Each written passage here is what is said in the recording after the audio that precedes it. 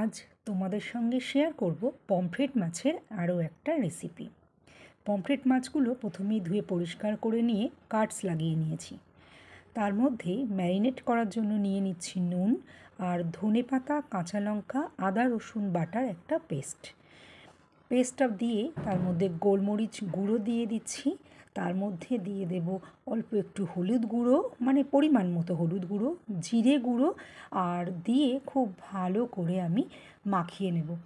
মাছগুলোর এই যে কাটস লাগিয়েছি, কাটসের মধ্যেও আমি মশলাটা ঢুকিয়ে নেব, তাহলে দারুণ টেস্টি লাগে, পুরো মাছের ভিতর পর্যন্ত টেস্টটা পৌঁছে যায়। তো ভালো করে এইভাবে মাখিয়ে নিয়ে আমি 10 মিনিটের জন্য সাইডে রেখে দেব। এরপরে একটা প্যানে তেল গরম করে নেব। অল্প পরিমাণেই তেল দেব, খুব বেশি পরিমাণ তেলের প্রয়োজন নেই। তারপরে গ্যাসের ফ্লেমটা মিডিয়াম টু লোতে কন্ট্রোল করতে করতে মাছগুলো এপিট ওপিট করে ভেজে নেব। ম্যারিনেট করে রাখা মাছ রান্না হতে বেশিক্ষণ সময় লাগে না।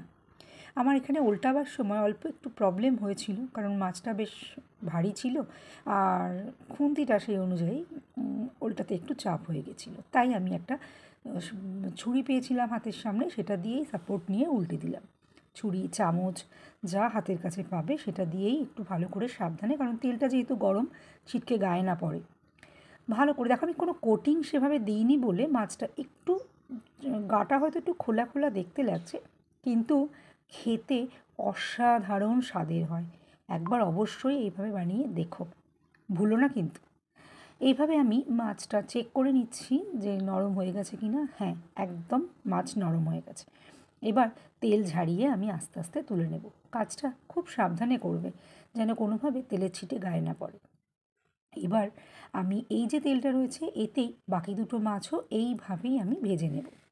তারপরে মাছগুলো তুলে নিয়ে যে ম্যারিনেড মশলাটা রয়েছে সেটা ওই তেলের মধ্যে, আমি কিন্তু আর তেল অ্যাড করছি না, ওর মধ্যে দিয়ে লো ফ্লেমে, এবার ফ্লেম আর বাড়াবো না, দিয়ে দিলাম। আর বাটি ধুয়ে জলও বেশ খানিকটা দিয়ে দিলাম। দিয়ে গ্যাসের ফ্লেমটা, মানে জলটা ফুটে গেলে গ্যাসের ফ্লেম লো করে জাস্ট ফুটিয়ে নেব, আর একটু চিনি দিয়ে দেবো টেস্টটা ব্যালেন্স করার জন্য।